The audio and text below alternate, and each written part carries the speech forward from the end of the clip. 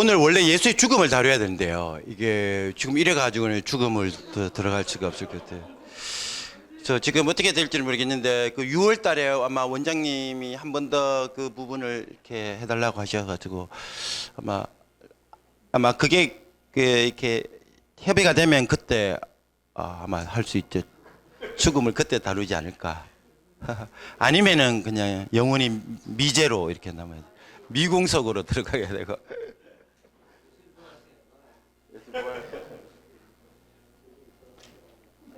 이 죽음이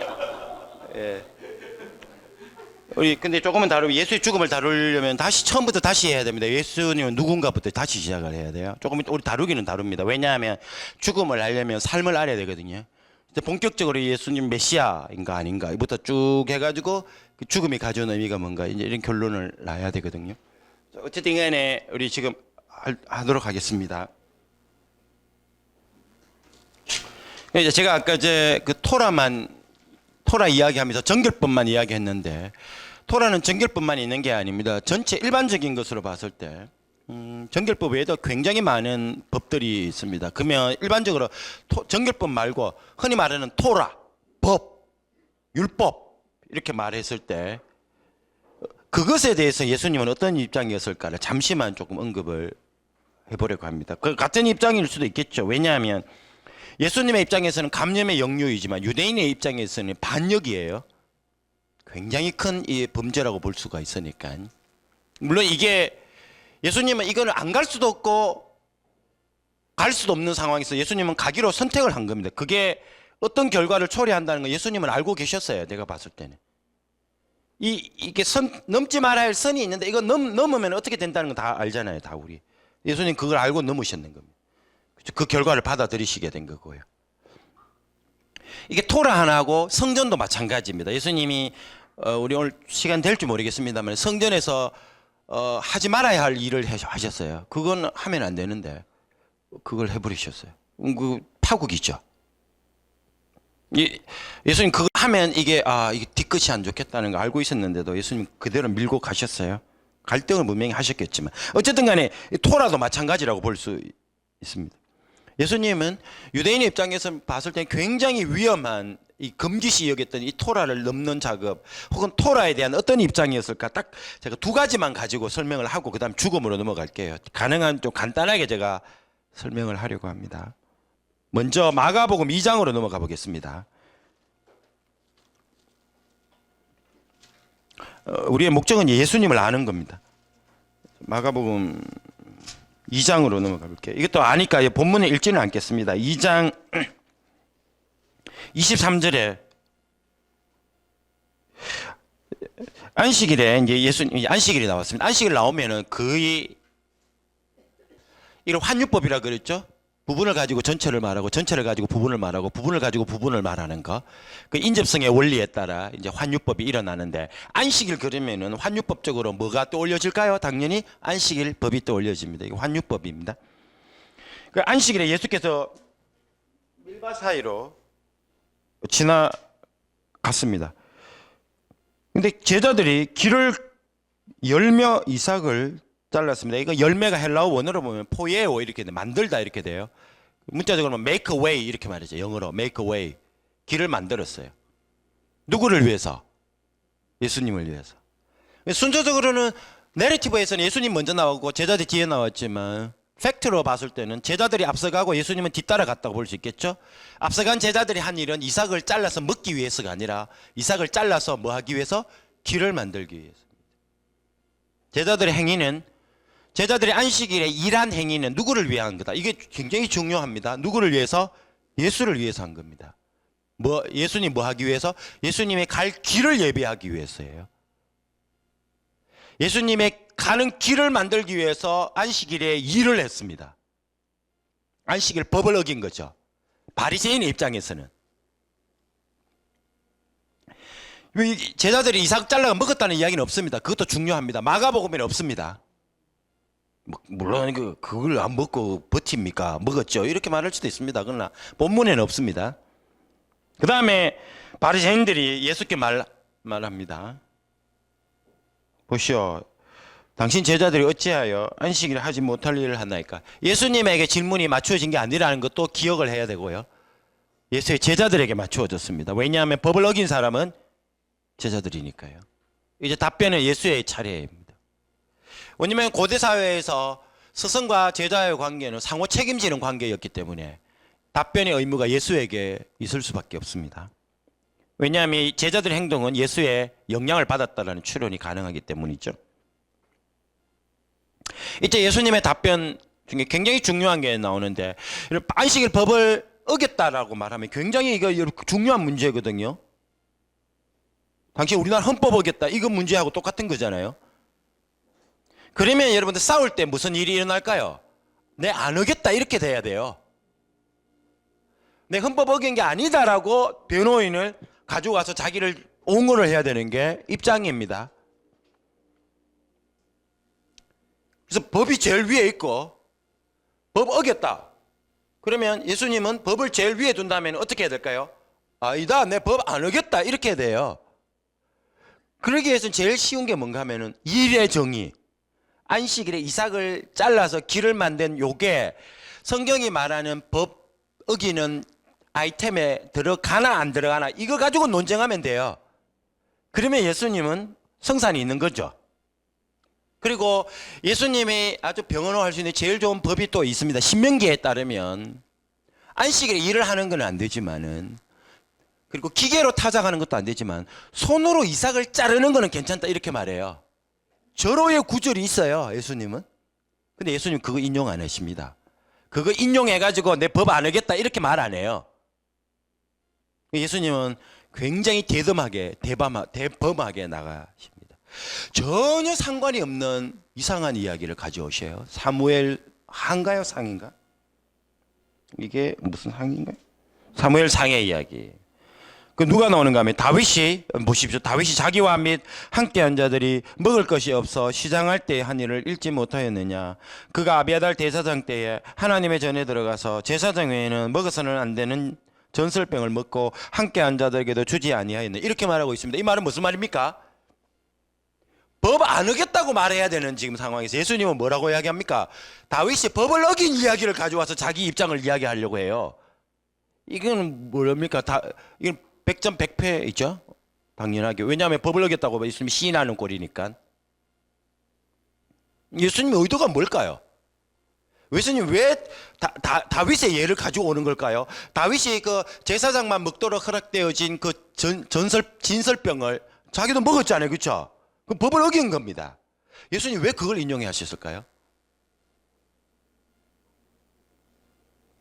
쉽게 생각하면 다윗도 법 어겼지, 나도 법 어길 수 있다, 이거겠죠, 그렇죠? 쉽게 생각하면은 다윗도 법 어겼잖아, 나도 법 어겼다. 이게 어떻게 봤을 때는 분명히 중요한 논리입니다. 이게 뭔데, 만일에 가능하려면 뭐가 선행되어야 될까요? 자기가 다윗과 동등한 권위가 있다라는 게 기반이 깔려야 돼요. 그래야 이게 이해가 되어지는 겁니다. 그러니까 내 법 안 어겼다 이게 아니고요. 나는 법을 어길 수 있는 권한이 있다.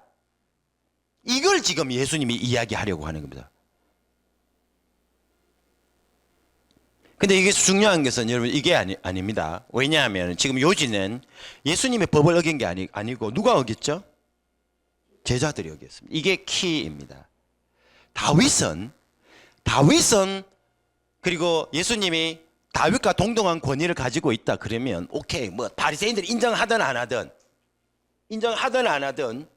예수님은 그렇게 말할 수가 있습니다. 그런데 중요한 것은 지금 예수님이 법을 어긴 게 아니라 예수님의 제자들이 법을 어겼습니다. 지금 예수님은 누구를 변호해 줘야 되는 겁니까? 자기 제자들을 변호해 줘야 돼요. 무슨 변호? 법 안 어겼다가 아니라 법 어겨도 괜찮다 이걸 이야기해 주는 겁니다.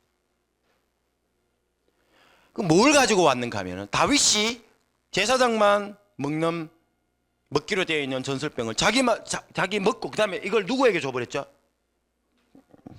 이 바울의 예수님의 표현에 따르면 함께한 자들, 이렇게 이거를 그냥 친구, 동료 이 표현을 쓸 수 있는데도 요거를 함께한 자들 이렇게 표현을 썼습니다. 여기 의도가 있어요. 왜냐하면 나중에 예수님도 제자들을 불렀는 이유가 뭔가 하면 나와 함께 머무르기 위하여 이렇게 불렀기 때문에 이 표현 자체가 예수님이 의도적으로 이 단어를 선택을 한 겁니다.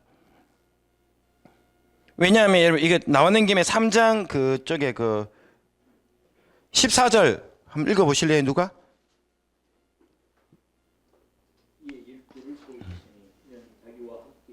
예, 됐습니다.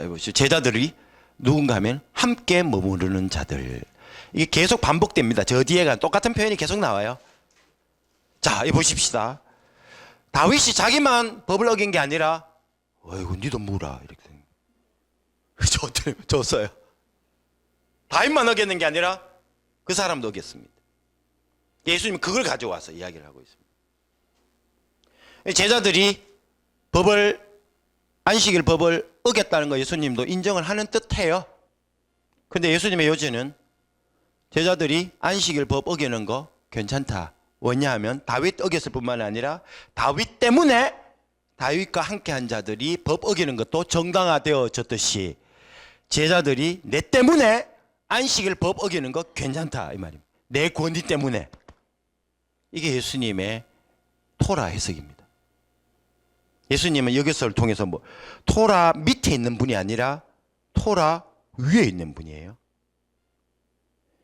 이런 이해를 가지고 있으면 여러분 토라 중심적 사회에서 예수님의 결국은 무엇인지는 우리 다 알고 있습니다. 이 굉장히 무서운 말이에요. 초헌법적이다 이런 이야기하는 것 똑같은 거죠. 그리고 나서는 이제 그 뒤에 이야기도 있는데 이게 제가 이게는 왜냐하면 창조 질서에 따른 안식일 법을 가져와서 이야기를 하는데 한마디로 말하면은 안식일이 사람이 안식일을 위해 있는 게 아니라 안식일이 사람을 위해서 존재한다. 사람의 유익을 위해서 안식일이 존재한다. 이 말은 다르게 말하면 안식일 법은 누구를 위해서? 사람을 위해서 존재하는 거다. 사람의 유익을 위해서 안식일 법이 유도리 있게 이해되어질 수 있다. 이 말이에요. 근데 예수님은 그러고 나서 이거를 자기에게 적용을 하고 있습니다. 제자들이 자신을 유익을 위해서 행한 행동은 법 어겨도 괜찮다 이렇게 이야기를 한 거죠. 제자들의 행동이 왜 정당화되어질 수 있는가 하면 안식일 법을 왜 어겼는가, 안식일에 왜 일을 했는가, 나의 유익을 위해서. 창조 질서에 따른 안식일이 사람을 위해서 존재하는 것처럼 안식일에 하는 일이 정당화되어질 수 있는 것은 나를 위해서 하기 때문에 괜찮다. 굉장히 자기중심적인 해석이죠. 이게 예수님의 구약 해석이 토라 해석입니다. 권위적인 해석이라 그렇게 이야기를 해요. 자, 더 나아가서 10장으로 넘어가 볼게요. 10장에 아주 더 재밌는 이야기가 나오는데 17절에 길에 나가실 때 한 사람이 와서 예수님께 또 구원론적 질문을 하는데 어떻게 해야 무엇을 해야 영생 얻습니까? 묻습니다. 예수께서 여차 하다가 19절에 네 계명을 알자냐. 여기서 계명은 10계명입니다. 근데 재밌는 거는 10계명이 10개인데 예수님은 여기서 총 6개만 언급하시. 네, 6개만 언급을 하고 있습니다. 그것도 순서대로 언급을 하는 것도 아니고요.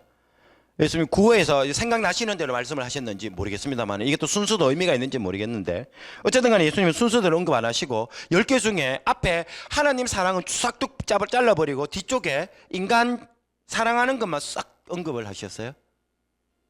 영생을 어떻게 얻습니까? 이렇게 말할 때 예수님 앞에 하나님 사랑은 싹 빼버리고 인간 중심적 계명만 싹 언급을 하셨던 것을 볼 수가 있습니다. 왜 이랬을까? 이제 칼빈의 주석을 보니까 칼빈은 하나님의 사랑은 바로 인간 사랑을 통해서 드러나야 된다라는 걸 예수님이 보여주고자 이런 식의 십계명을 인용하셨다. 이렇게 칼빈이 해석을 했습니다. 어쨌든 간에 예수님이 영생을 어떻게 얻습니까? 라는 질문에 이런 식으로 답변을 하셨습니다. 이 말은 뭘까요? 예수님도 영생 얻는 길이 토라를 지키는 길이다라는 거 일정 부분 인정하셨다라는 걸 볼 수가 있습니다. 그러자 20절에 그가 어렸을 때부터 나는 다 지켰다고 답변을 합니다. 그러자 예수님이 그를 사랑합니다. 그리고 한마디 더 첨언하십니다. 근데 한 개 부족한 게 있다 이렇게 말합니다. 다 지켰는데요, 한 개 부족한 게 있다 이렇게 말씀을 하십니다.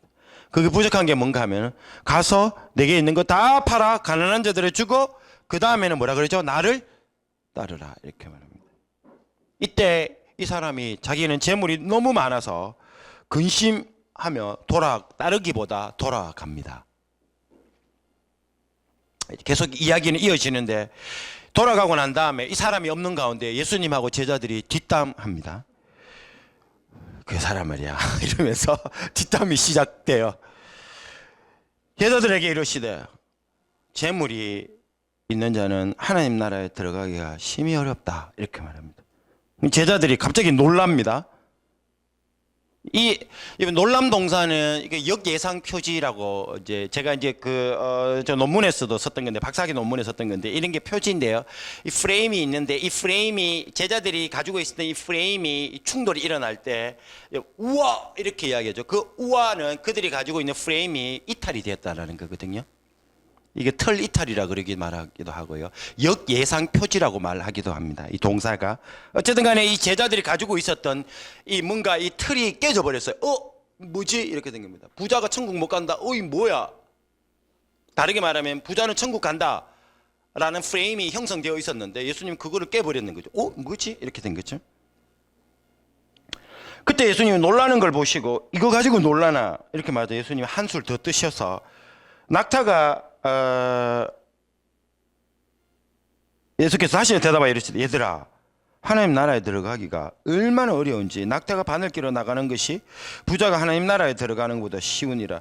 이 말은 뭐죠? 토탈 임파서블 하다 이 말이겠죠. 그러자 이제 이번에 제자들이 앞에 부사 하나까지 붙입니다. 매우 놀라. 거의 완전히 깨져버렸어요 프레임이. 그래서 이렇게 말합니다. 그러면 누가 구원을 얻을 수 있습니까? 다시 말하면 부자가 구원을 못 받으면 아무도 구원받을 사람이 없다 이렇게 말합니다. 그래서 여러분 이 주제는 지금 예수님이 그 사람에게 가난한 자들에게 네 재산 팔아가 주고 내 따르라 이게 윤리적인 선을 행하라. No. 제가 보기엔 그거 아닙니다. 지금 예수님이 요구하는 것은 윤리적인 삶을 요구하는 게 아니에요. 구원론입니다. 이것도. 예수님이 마지막에 제자들이 놀랐던 거 보십시오. 부자가 하나님 나라에 못 들어간다 이렇게 말하자 제자들이 놀랐던 이유는 누가 그러면 구원을 받을 수 있습니까? 이 말은 제자들의 프레임에는 뭐가 있었는가 하면 부자는 반드시 하나님의 나라에 들어간다 이렇게. 왜 그런 생각을 했을까요? 부자는 왜 하나님 나라에 들어간다라고 프레임이 형성되었을까요? 왜냐하면 신명기법에 따르면 하나님의 토론을 잘 지키면 복을 받아요. 재물은 뭘 의미하는가 하면은 이 사람이 하나님의 토라를 철저하게 지키고 있다는 겁니다. 부의 정대와 비례해서 토라의 준수 여부가 정대했다는 것을 말을 해줘요. 부자라 그 말은 하나님이 가장 이 사람에게 개런티를 해줬다는 거예요. 토큰이에요, 토큰. 만일에 이게 유대인들이 생각했던 부에 대한 구원론적 이해였습니다. 근데 예수님이 와가지고 그 부 버리라. 가난한 자들 도와줘. 그게 아닙니다. 지금 토라가 확정해주는 모든 표지를 포기해라 이 말이에요. 물론 여기서 이야기해야 될 건 뭔가 하면 예수님은 토라를 부정하셨나? No, 아닙니다. 왜냐하면 앞서서 이미 영생 어떻게 였습니까? 그러니까 예수님이 이미 계명이 알지? 그거 지켜라 이렇게 말했어요. 그 예수님은 토라를 부정하시지 않으셨습니다. 그러면 우리가 예수님의 의도를 어떻게 이해해야 될까요? 예수님이 그 다음에 한 말이 있습니다. 예수님은 재물을 버리고 토라가 주는 모든 확신 포기하고 그 다음에 뭘 하라고요? 나를 따르라 이 말입니다. 만일에 예수님이 토라를 부정하지 않으셨 상황에서 이 말을 했다라는 말은 우리가 다르게 나를 따르라를 이해를 해야 돼요. 예수님이야말로 토라를 온전하게 실천하고 있으니까 토라를 지키는 길은 누구를 따르는 길이다? 예수를 따르는 길이라는 겁니다. 이게 하나님이 자신을 통해 다스리고 있다. 있다라고 믿는 사람이 하는 말입니다. 나를 따라야 토라를 지키는 길이다. 부가 아니라 예수 따름이 토라를 지키고 있는지 없는지, 하나님의 통치를 받는 말씀 안에 머무르고 있는지 안 머무르고 있는지를 보는 표지가 된 겁니다. 이걸 바로 체현적 구약 해석이라 그래요. 아까 전에는 구약, 권위적인 구약 해석이고, 이거는 체현적 구약 해석이라 그러면, 체현이 뭔가, 임보디먼트. 자기 몸에, 말씀하고 자기 몸이 하나가 되어 온 겁니다, 하나가. 그리고 토라를 지키는 길은 이걸 자기를 따르는 길입니다. 자, 이렇게 봤을 때 여러분 이거 전반적으로 내릴 수 있는 게, 예수님은 단순히 정결뿐만 아니라 토라 전반의 문제에 대해서 예수님은 토라 위의 권위를 주장을 하셨던 게 틀림이 없습니다. 그러니까 토라를 통해서 하나님의 통치를 이야기하던 사람들 입장에서는 예수님은 굉장하게 놀라운 논란거리가 될 수밖에 없는 거겠죠. 이게 나를 통해서 하나님이 다스리고 있다라고 믿고, 그리고 토라와 만났을 때에 예수님이 보이신 태도였어요. 자, 이런 삶을 살아가는 예수님이 이제 어떤 일을 겪게 될까요? 예수님이 죽음으로 들어가야 됩니다. 잠깐만요. 지금 10분이네요. 오늘 제가 약속대로 오늘 토론할 시간을 좀 드린다고 했거든요. 그래가지고 제가 지금 10분이니까 30분까지 하고 30분 토론하고 이게 더 나을 것. 제가 혼자 강의하는 것보다는 아마 질문하고 이야기하는 게 더 유의가 안 되겠나 싶네요. 못하는 예수의 죽은 부분은 강의 안 드렸으니까 이거 읽어보시든지, 아니면 나중에 6월 달에 또 할 수 있으면 하고, 못하면 또 나중에 하나님 나라 가서 그때 하고 할게요. 3강의 이제 주제는 예수의 죽음과 부활인데요. 제가 원래 의도는 두 번으로 나누려고 했습니다. 두 번으로 나누어질 건데, 예수의 죽음 하나, 부활 하나 이렇게 나누려고 했고, 예수의 죽음도 두 파트로 나누려고 이렇게 생각했습니다. 예수의 죽음, 왜냐하면 분량이 너무 많아서 그렇습니다. 그래서 먼저 우리가 예수의 죽음과 관계되어서 먼저 서론적인 질문을 제가 이렇게 할게요. 예수님은 하나님의 나라, 곧 하나님의 다스림 을 선포하러 오셨습니다. 다르게 말하면 하나님의 복음을 선포하러 오셨습니다. 하나님의 복음, 하나님의 나라는 거의 제가 봐서는 동의어입니다. 왜냐하면 하나님의 나라는 하나님의를 주격으로 해석하면 하나님이 다스리는 것, 그리고 하나님의 복음도 마찬가지로 이때까지 우리가 본 것처럼 통치, 다스림이니까 하나님의 복음은 곧 하나님이 나를 통해 다스린다는 것이니까요. 하나님의 나라와 하나님의 복음은 거의 동의어로 이해될 수가 있습니다. 어쨌든 간에 예수님은 하나님의 통치를 선포하러 오셨습니다. 악의 세력을 멸하고 하나님의 통치를 편만하도록 하기 위해 오셨습니다. 근데 하지만 예수님은 비극적 죽음을 맞이했습니다. 악을 이기러 온 예수가 악에 의하여 죽어버렸어요. 우리의 질문은 이제 예수의 죽음이 하나님의 나라 선포 사역의 실패인가 성공인가 하는 겁니다. 죽음의 세력을 이기러 온 예수가, 악을 멸하러 온 예수가 악의 세력에 의해서 죽어버렸을 때, 그 죽음 자체는 하나님 나라 선포의 실패일까요? 아니면 성공일까요? 실패라 봐야 된다면 왜? 성공이라고 봐야 된다면 또 왜? 이게 예수의 죽음과 관계된 질문입니다. 다르게 이야기해 보십시다. 예수님은 이스라엘의 메시아로 왔습니다. 대한민국의 왕으로 온 게 아니고요. 예수님은 이스라엘의 땅에 이스라엘의 메시아로 오셨어요. 근데 이스라엘의 메시아로 온 예수님이 이스라엘의 원수인 로마에 의해서 패하여 십자가 처형을 당했습니다. 그러면 예수의 소명은 성취일까요? 죽음일까요? 아니 실패일까요? 이제 이 질문이 우리에게 나타나 있습니다. 자, 이런 질문에 대한 답은 어디서부터 출발해야 되는가 하면 예수님의 자기 이해와 메시아로서의 예수의 사역 전체와 연관되어져야 됩니다. 그래야만 예수의 죽음 자체에 대한 평가를 내릴 수가 있어요. 예수의 죽음의 의미를 알려면 예수의 삶을 먼저 알아야 됩니다.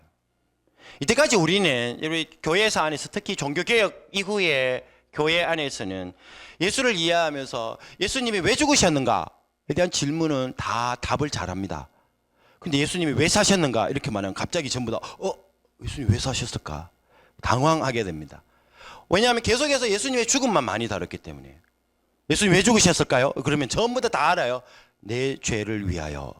예수님 왜 사셨을까요? 그러면 가만히 있다가 예수님 죽기 위해서 사셨어요. 이렇게 이야기를 해요. 예수님 죽기 위해 사셨다면 뭐 하려고 33세까지 사셨나요? 한 3살 때 빨리 대속적 죽음을 죽고 끝내버리시죠. 마찬가지로 우리가 얼마나 예수의 삶의 의미에 대해서 우리가 간과했는지 여기서도 보여주고 있습니다. 예수의 삶을 알아야 예수의 죽음의 의미를 이해할 수 있는데 우리 삶보다 죽음의 의미만 더 많이 알고 있습니다. 특히 사도신경에도 보면 죽음만 더 많이 다뤄집니다. 뭐 사도신경이 아니다 이게 말이 아니고요. 그만큼 우리가 다시 예수의 삶을 다시 재조명을 해야 죽음의 의미를 알 수가 있다라는 겁니다.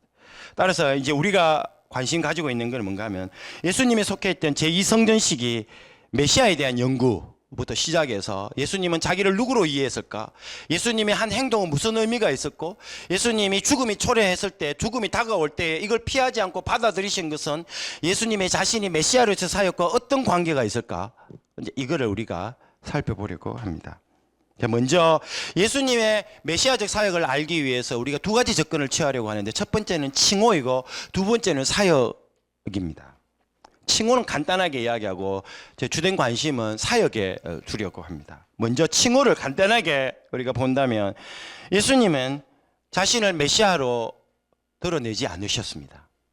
다른 사람이 자기에게 네가 메시아냐라고 말할 때 겨우 마지못해 그렇다라고 이야기하셨습니다. 그때는 대제사장이 신문할 때고 그리고 베드로에게 사람들이 나를 누구라고 하느냐라고 물었을 때 베드로가 당신은 사람들이 뭐 엘리야다 선지자다라고 말하고 그럼 너희들은 나를 누구라고 말하느냐 이렇게 말했을 때 베드로가 당신은 그리스도입니다 이렇게 말했을 때 예수님이 대뜸하신 말이 입 다물으라 이렇게 이야기하셨어요.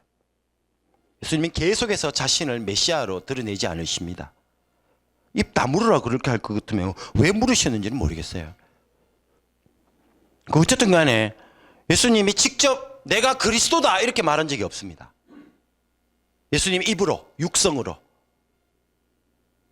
예수님은 끊임없이 자신을 메시아로 숨깁니다. 그걸 언닉하는 메시아 이렇게 말할 정도입니다.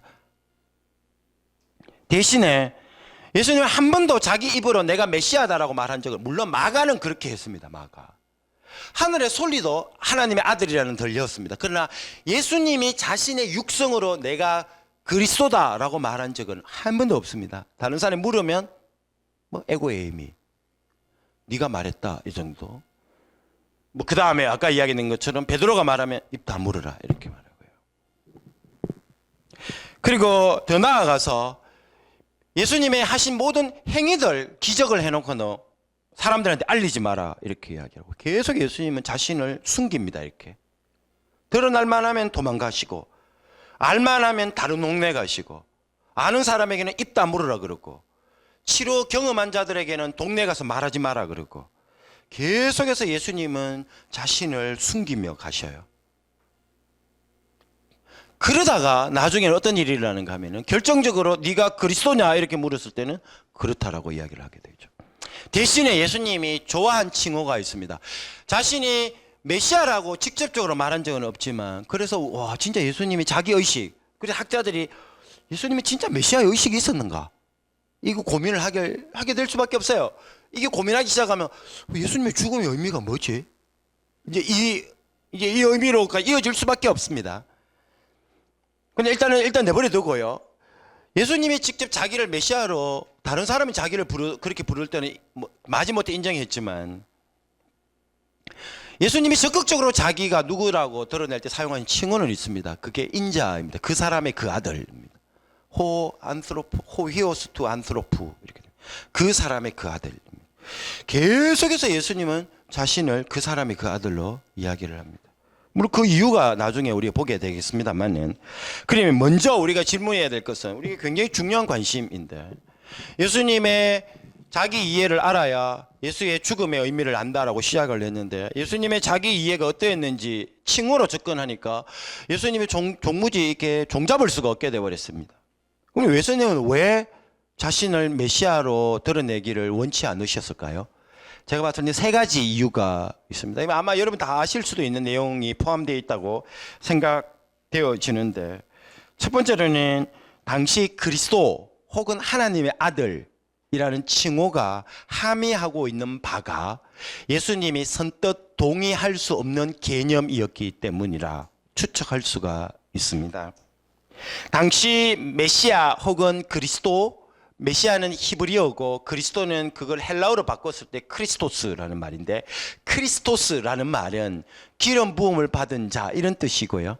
근데 그걸 동사로 바꾸면 크리스토 이렇게 되거든요. 크리스토 이렇게 되는데, 크리스토 동사의 그 헬라의 뜻이 뭔가 하면은 기름을 붓다, 기름칠하다 혹은 화장하다, 이때 이 크리스토가 쓰이기도 합니다. 그래서 헬라 사람들은 크리스토스를 뭐라고 이야기하는가 하면은 기름 부음 받은 사람일 뿐만 아니라 또 맥락에 따라 화장한 사람을 크리스토스라 이렇게 말합니다. 왜냐하면 옛날에는 얼굴에 기름을 발랐거든요. 근데 이게 유대적인 맥락에 왔을 때는 메시아로 그의 이제 칭하는 고유명사로 나중에는 바뀌게 돼요. 그래 어쨌든 간에 예수님이 그 당시에 그리스도 혹은 메시아라는 칭호를 회피하셨던 이유는 그것이 함의하고 있었던 바가 예수님이 동의할 수 없는 내용이었기 때문에 그렇습니다. 우리 지난번에 제가 간혹 이야기했는 것처럼 당시 그리스도는, 그리고 유대인들이 생각했던 메시아는 폭력적 저항운동을 이끄는 자칭 메시아들이었습니다. 예수님 만일에 그 칭호로 자기를 부르고 그걸 선뜻 동의하면 분명히 대중들이 자기를 그렇게 오해하고 그쪽으로 몰아갈 가능성이 있다는 생각을 하셨던 게 틀림없는 것 같아요. 그래서 예수님은 그 용어를 입 다물으라 이렇게 이야기를 하시고요, 숨기시고요, 이렇게 하셨다고 볼 수가 있습니다. 근데 중요한 것은 뭔가 하면 분명히 그리스도라는 용어, 하나님의 아들이라는 용어는 폭력적 저항운동을 이끌어 나가는 그러한 메시아를 뜻하는 개념으로 사용되어지는 게 틀림이 없는데, 제가 봤을 때 요세푸스의 정언을 봤을 때, 그래서 예수님은 그거를 평상시에는 자기에게 연결을 안 시킵니다. 왜냐하면 그렇게 하면 오해받을 수 있으니까. 그런데 이상하게, 그래서 예수님은 메시아는 칭호를 피했는데, 아까 이야기했는 것처럼 예수님이 그렇다라고 인정하시는 경우가 언제냐면 대제사장이 질문했을 때예요. 대제사장이 예수님에게 뭐라고 질문했습니까? 네가 찬송받을 이의 아들 그리스도냐 이렇게 질문했거든요. 대제사장이 왜 그 질문했을까요? 예수님을 잡아넣기 위해서입니다. 예스라고 말하면 어떻게 될까요? 딱 잡아가지고 누구한테 넘길까요? 빌라도에게 넘깁니다. 왜냐하면 정치범이니까요. 예수님을 죽일 최고의 찬스예요. 왜냐하면 그리스도라는 용어는 반저항운동, 반로마 항쟁을 일으켰던 사람이니까 거의 정치범이 되어버립니다. 그래서 이 대제사장은 예수를 잡아넣기 위해서 그 의미를 담고, 네 폭력적 저항운동한 그거는 갈로 딱 넣고 그리스도 맞지? 이렇게 딱 이야기하자 예수님이 지금까지는 한마디도 안 하셨는데 그 순간에는 어떻게 하는가 하면 에고 에이미 이렇게 말해요. 맞다. 예수님 받아들이십니다. 예수님 스스로 믿기에 걸려 넘어가셨어요. 그때 이때다 하고 대제사장이 딱 잡아가지고 빌라도에게 넘겨줘 버려요. 이때까지는 오해받아서 한 번도 그걸 피했는데 마지막 순간에는 예수님이 그걸 받아들입니다. 그래서 십자가칭. 예수님이 만일에 그게 헬라어로 부정을 말하는 단어가 우이거든요. 우. 이게 영어로 not입니다. 근데 만일에 에고 에이미는 나다 이렇게 썼는데 그 앞에 부정어 우 이 말만 했으면 예수님은 안 걸려갑니다. 근데 예수님은 그 우를 빼버리고 그냥 에고 에이미만 대답했습니다. 예수님은 그걸 자발적으로 받아들이게 된 겁니다. 반역자의 운명을 받아들이게 된 겁니다. 이때까지는 그 길 안 가셨는데, 뭐 어쨌든 그거는 이제 죽음의 결정적인 전환점이 되거든요. 그래서 빌라도에게 가서 빌라도가 뭐라고 묻습니까? 예수님한테 네가 유대인의 왕이냐? 그리스도하고 유대인의 왕은 동격이에요. 유대인의 왕이다 이렇게 말할 때 예수님이 술레게이스 이렇게 말해요. 네가 그렇게 말했다 이렇게 말해요. 수는 2인칭 대명사 주격이거든요. 네가 그렇게 말했다 이렇게. 그건 뭐 다르게 말하면 그건 네 말이다 이렇게도 번역할 수도 있고요. 지금 내 죽이려고 지금 그 말 묻는 거잖아 이렇게 말할 수도 있겠죠. 예수님은 그걸 다 받아들이십니다. 예수님이 이제 거기서 반역자의 청토로 들어가는 거죠. 예수님 한 번도 폭력적 저항 운동을 지휘한 그리스도로 역할을 한 적이 없습니다. 예수님 그런 그리스도가 아니에요. 근데 그걸 받아들이셨습니다. 반역자의 메시아의 운명을 받아들인 거죠. 그거는 나중에 우리가 보게 되고요. 어쨌든 간에 예수님이 왜 메시아라는 칭호를 선호하지 않으셨는가? 첫 번째로는 그것이 가지고 있었던 개념 자체가 예수님이 동의할 수 없었던 이 이야기였기 때문이다. 이렇게 볼 수 있고, 두 번째로 예수님이 왜 메시아라는 호칭을 회피하셨는가 하면은 자신의 신분과 그리고 메시아로서의 예수님 메시아로서의 의식이 있었다면 메시아로서의 소명하고 그 메시아라는 칭호가 가져다주는 존재와 불일치가 있었기 때문에 그렇습니다. 우리 나중에 보게 되겠지만 유대 사회에서 이성전식의 유대 사회에서는 구약에서나 이성전식의 유대 사회에서 메시아나 그리스도는 한 번도 신적 존재로 언급되어진 적이 없습니다. 메시아는 신적 존재가 아니에요. 구약에서나 이성전 시기에 메시아라는 용어가 나오고 신 뭐 이런 개념이 나온 예가 없습니다. 한 번도 없습니다. 예수님은 바로 그런 점에 있어서 메시아라는 칭호로 자기를 표현하기를 주저하셨다고 볼 수가 있습니다. 왜냐하면 예수님은 그 이상이라는 자기 의식이 있었기 때문이다. 볼 수 있겠죠. 그게 제가 말한 두 번째 이거예요. 세 번째로는 여러분 강의 안에는 없는데 제 주석에는 이제 밝혀놨는데 이게 예수님의 사역 전략이기 때문에 그럴 수도 있습니다. 은둔, 숨기는 거. 왜냐하면 예수님은 자신을 음닉시키는 행위를 칭호와만 관계돼서 한 게 아니고요. 모든 걸 다 이야기합니다. 모든 거. 예수님 이 동네 사람들이 당신을 좋아합디다. 그러면 예수님은 저 동네 가시고 오병이의 기적이 떡 먹은 눈으로 예수님을 바라보고 쫓아다니까 예수님은 배 타고 다른 쪽으로 가시고 그리고 치유받고 난 다음에는 사람들을 보내면서 동네 가서는 절대로 말하지 말라 그러고 예수님은 칭호만 아니라 예수님은 모든 사역에 대해서 소문내지 마라. 말하지 마라. 조용해라. 이게 예수님 입버릇이었어요. 어떻게 하면 조용해라 좀. 말하지 마라.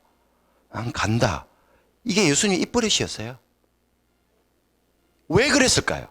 칭호만 아니라 그게 예수님의 사역의 전략입니다. 왜냐하면 이게 예수님의 사역 전략이라는 걸 어떻게 알 수 있는가 하면 예수님이 말씀하셨던 마가복음 4장에 보시면은 그 비유가 나오는데 우리 한번 볼까요? 마가복음 4장.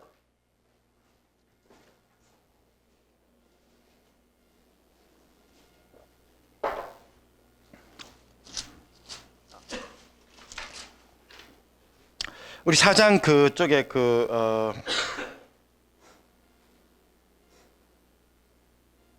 22절, 21절, 22절, 23절 우리 다 같이 한 목소리로 읽어보십시다. 시작.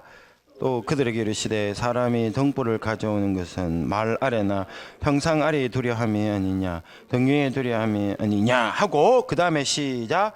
드러내려 하지 않고는 숨긴 것이 없고 나타내려 하지 않고는 숨긴 것이 없느니라. 이거를 문자적으로 번역하면 이렇습니다. 드러내기 위하여 숨긴다. 이렇게 목적절이 나와요. 희나절이라고 나오거든요. 목적절. 드러내기 위해서 숨기고 그 다음에 나타내기 위해서 감춘다. 이렇게 이야기합니다. 이게 예수님 근데 주어가 안 나와요. 뭐가 그렇게 한다는 말은 22절에는 나오지는 않습니다. 그러나 21절에 보면은 주어가 나와요. 그게 뭐죠? 등불입니다. 등불. 마가복음 전체에서 등불은 누구를 빗대는 은유인가 하면 예수님입니다. 그 이유 중에 하나가 등불이 왔다라는 말. 여기서 등불이 물론 우리 개역개정에는 번역이 이렇게 돼버렸네요. 근데 원어에는 등불이 왔다 이렇게 됐는데요. 어인화되어서. 어쨌든 간에 등불을 가져오는 것은 이렇게 이상하게 번역이 되어버렸어요. 원래는 주어가 되고 사람이 등불을 목적으로 됐는데 원래는 개정 그 문에는 그냥 등불이 능동태로 나와요. 등불이 왔다 이렇게 되어 있습니다. 어쨌든 간에 그래서 등불은 누구를 가리키는가 하면 전체적으로 봤을 때 예수님을 가리킵니다. 자, 그러면 어떻게 되는가? 이거는 22절은 예수님의 자기 자신입니다. 하나님의 나라의 비밀이에요. 하나님의 나라는 드러내기 위해서 드러내는 게 아니라 드러내기 위해서 감추는 겁니다. 이게 예수님의 하나님의 나라가 퍼지는 방식이라고 받는 겁니다. 그래서 나타내기 위하여 감춘다 이렇게 됐습니다. 하나님의 나라는 감출 때 드러나고 숨을 때 표현되어지는 것이다. 이게 예수님이 가르쳤던 바예요. 근데 예수님은 말만 하는 게 아니라 그렇게 살아가셔요. 칭호, 사역, 모든 일에 있어서 계속 숨어 다니십니다. 그런 점에 왔을 때 이거를 칭호와의 관계에 대해서 똑같이 적용할 수가 있다고 볼 수 있습니다. 그래서 전체적으로 정리하면 예수님은 메시아로서의 칭호를 우리가 피하셨는 이유, 첫 번째 이유는 당시 그것이 가지고 있는 개념이 폭력 저항 운동자였기 때문에, 두 번째로는 자기의 신분과 맞지 않기 때문에, 세 번째로는 예수님의 사역 전략이었기 때문이다 이렇게 볼 수가 있고요. 이제 두 번째로 이제 제가 약속한 시간이 인자로 예수님을 칭호했는데 예수님은 왜 자신을 인자로 이야기를 했는가? 그리고 나중에 대제사장이 예수님을 신성모독죄인이다 하고 죽일 때도 예수님은 자기를 이렇게 말해요. 대제사장이 이렇게 뭐 네가 찬송받을 이의 아들 그리스도냐 이렇게 질문했을 때 예수님이 에고 에이미 하고 난 다음에 곧바로 뭐라고 말했는가 하면 인자가 하늘 구름을 타고 이렇게 이야기를 해요. 그때도 인자라는 용어를 사용했거든요. 예수님의 죽음과 이 인자라는 칭호 사용은 뗄래야 뗄 수 없는 관계가 있는 겁니다. 이게 나중에 이제 봐야 될 것 같아요. 시간이 다 되고. 오늘은 이걸로 마치겠습니다.